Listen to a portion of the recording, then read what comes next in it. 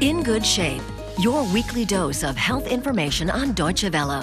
Find out more about what's new in medical treatment, alternative medicine, as well as nutrition, wellness, and beauty. Medical professionals, therapists, and counselors are in our studio to offer their expert advice on In Good Shape.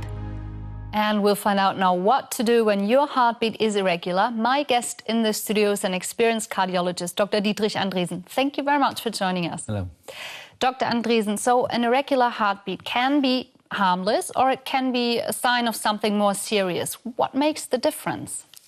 Well, the problem is that the patient cannot decide whether it is harmless or harmful. He can only feel palpitation or shortness of breath. So at the end, one would say that it has to be checked up to see whether these arrhythmias are really harmless or not. But let's make it clear that there are some forms where your heart sometimes beats irregularly and there's nothing to worry about, right? Of course. If there is a palpitation for, let me say, 1 second or 2 seconds, this is nothing.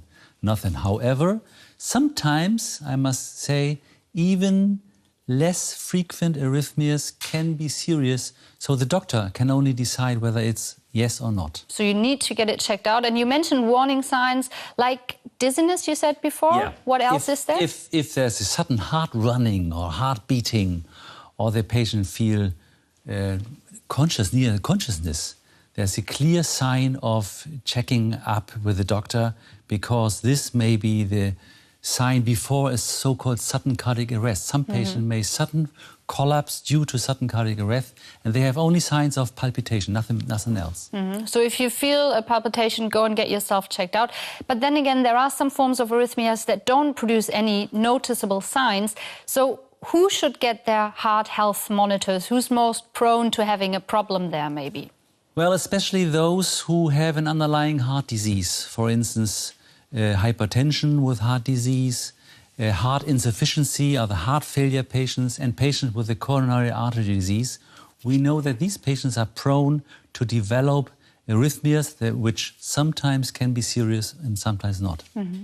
Then again, there are those cases that you hear on the news. You know, you mentioned people with a prior heart disease, people where you wouldn't expect a problem, like athletes, young people that just suddenly die of cardiac arrest. What's the cause there? Well, the cause is a congenital heart disease. We know that some patients have a disease, but they are not known of this disease because this disease is only a so-called electrical heart disease. But suddenly, abruptly, it can come to a serious event of arrhythmia. The people collapse, and if they would not be resuscitated immediately, they would die suddenly.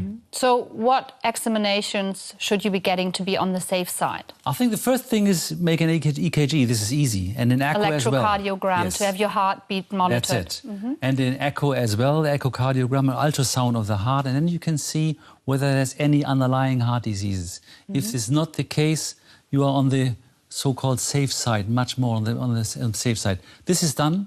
And if you have the possibility to monitor the patient for a longer period, like Holter monitoring, long-term ECG, this is helpful to detect intermittent arrhythmias. Because they might not always occur right when you're in the doctor's office. Okay, say you've got an arrhythmia. What's the first line of treatment there? Well, the first line is treat the patient with medication. Beta blocker is a medication which often is used and helpful because it suppresses the arrhythmias very good. On the other hand, we have so-called anti-arrhythmic drugs against the arrhythmic.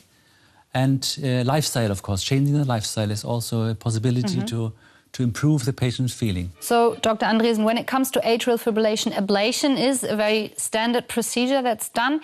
How risky is it, and is it a long-lasting solution?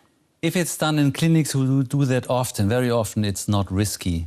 Of course, there's some risk, but you can prevent the patient from having such a risk.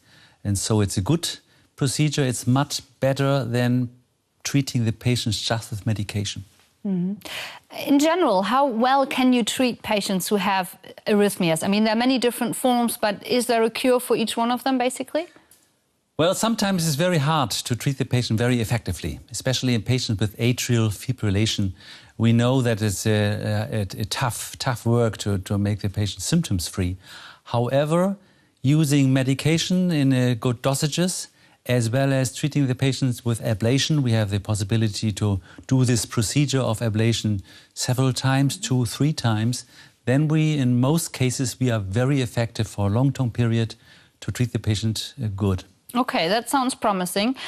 Let's give people some guidelines. We've had many viewers writing to us. One of them was Sadiq Hussein from Tanzania. He's been diagnosed with a harmless form of arrhythmia. It's due to stress in his case, and he wants to know what are his do's and don'ts when it comes to exercise or nutrition, maybe. If he smokes, I advise him to stop smoking.